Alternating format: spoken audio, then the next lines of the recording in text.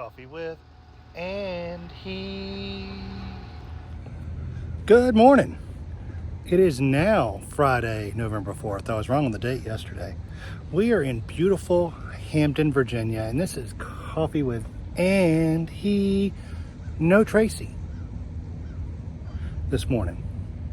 She has run off with Riley to Costco with our friend Kim from the Salty Dogs, and they're just doing some reprovisioning of our fresh veggies and fruit for the most part. I think we need bread. I think my boys can eat 4 or 5 loaves of bread in a matter of a couple of days. So we are in Hampton. We got here yesterday, beautiful weather, and ended up anchoring up right off of Hampton University, which is a gorgeous campus. Clock tower is right there. Don't worry, it only tolls on the hour between 8 a.m. and 9 p.m. We were worried about it a little bit last night, but we're not far from the shore right over here. We dropped anchor in line with like 7 other boats and went to town for a few minutes. The boys came back out to the boat and got a visit from the local dock master, harbor master, who said that we were too close to the channel, wanted us to move forward about 10 or 15 feet. So we ended up coming out. We moved about 50, 60 feet forward. We've got some new Salty Dog friends right over here. That's Chris and Fiona. They're from Great Britain, and had several boats clear out last night and a couple this morning. This boat right behind me, I haven't met them yet, but this is Sandy on Odyssey. She has the nicest VHF radio voice. I mean, she sounds awesome.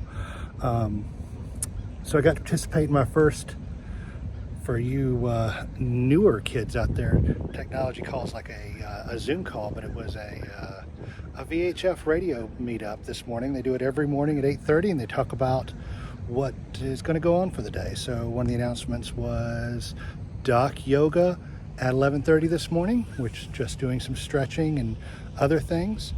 And talked about this evening, the captains are going to meet up. We've got a heck of a disturbance offshore that's preventing this group. Back up a little bit. So the Salty Dogs are a social club, but they're also a cruising,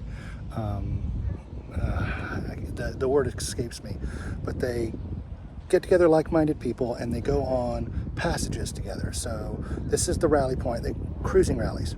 This is the rally point, and I would say there's probably 40 or 50 boats here, maybe more, maybe a little bit less. Some have already left to get a little bit of a head start. So if you don't have a lot of experience, or if you really want to have some buddy boats around, which is a good thing to have, from here they'll have a group that launches off and goes to Bermuda. There's a group that's going to go to the Bahamas, and then there's 2 different groups that are going at 2 different times to Antigua, down a little bit deeper in the Caribbean. So they all rally down here. They usually do it right at the end of October, and they have some Halloween festivities here. From those of you guys that follow a lot of YouTube, the sailing family on Archer sailed out 3 years ago, I guess this week, on their trip.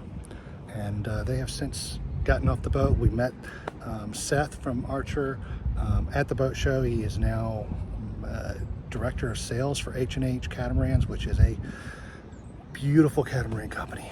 So all these people meet up here and they wait for an optimal weather window to go to their location. And unfortunately, there's a heck of a weather system pounding Bermuda, and it's sucking cold, powerful weather in from the north, from Nova Scotia. And then I'm going to play a video right up here that shows in one of my apps the predicted wind. That's not the name of the app. The name of the app is wind. Predicted wind over the next several days. So that's going to throwing a little bit of a wrench in our works of trying to figure out when and which route and how we're getting back to Charleston to get back to Georgia for Thanksgiving. So it's not as easy as just jumping in the car. And let's see if that'll hold right there. Jumping in the car, because first of all, we have to get back to our car in Charleston. And secondly, then we have to get back to Atlanta. Oh, Real quick shout out. Chris and Fiona over here saw my post on the Salty Dogs, or Salty Scoop, not associated with Salty Dogs, trademark pending, whatever, and stopped by in their dinghy, and we had a lovely conversation. She is a retired special ed school teacher from Great Britain, and they've had their boat for about 5 years. So we talked through some issues they're having with their Fisher Panda generator and their very, very old Victron Multi-Pluses that they have wired up into in parallel in series. So I believe they said they had 4 of them, 4 of the older 2,000 watt units, which would give them the 230 volt European power. It is gorgeous today. Today's the first day it's been hot, and when I say hot, it might reach 70 today, but the sun is out, it's gorgeous, and it might even be a day to take my shirt off and soak up as much vitamin D as possible. Everyone we meet here is lovely. There is about 5 shrimp boats that are stationed out of the city docks, right next to where the local brewery and meeting spot is, which the meeting spot tonight, the captains are all coming together for a meeting at 4 o'clock. There's a couple of boats that are thinking about making the dash out tomorrow evening around Hatteras and going into Beaufort, and then holding up there when the storm gets there. And then everyone else is hanging up here probably for another 10 to 12 days at least, until they can get a better weather window, because it's garbage right now. So we'll have that. There'll be some social hour. I think one gentleman on this tiny little sailboat came up in his dinghy and with a double bass to pluck, and there were a dozen ukuleles, a tambourine. I did not see a cowbell. I would have heard a cowbell if there was a cowbell, but I did not see a cowbell. Cowbell would have probably made it good. And just had a good time. This evening at 7 p.m. they're playing Captain Ron on the big screen. You know this family's going to be there. And on our VHF Zoom call this morning, I even put out a call for any other teenager boats. And anytime I talk to anyone for the first time and go to introduce myself, they're like, "Oh, you're the boat with all the teenagers on it." And it's not because my boys have misbehaved, because they can, and they've been known to, but they've been wonderfully behaved for the most part this trip, and wonderfully behaved here in town. We were in Hampton 3 weeks ago when we did our gangsta anchor drop right up in someone's backyard, and if I had a pole long enough, I could have roasted marshmallows and hot dogs off their fire pit. They were out there again last night. We didn't drop anchor in the same spot just because it is so tight, and we're going to be here for a couple of days, and wanted to make sure that we could relax and sleep a little bit. It's nice where we're at. It's very still and protected. I know out in the Chesapeake, it's not called swell, it's called chop, and the chop can be 3 to 5 feet sometimes. If you're not going in the direction of the chop, you're having a bad day, especially on a catamaran, which has 2 hulls. They kind of are tapered in, and then there's a nacelle, the bridge deck that goes across. So any wind, it keeps you focused up in the wind with all the windage that we have, but any waves or chop or slap come channeling up through there and hit the bottom of the boat, and it's really loud, and it's just crashing and pounding. It's called pounding into the wind for a reason. So while Tracy and Riley are at Costco, the boys are doing their math.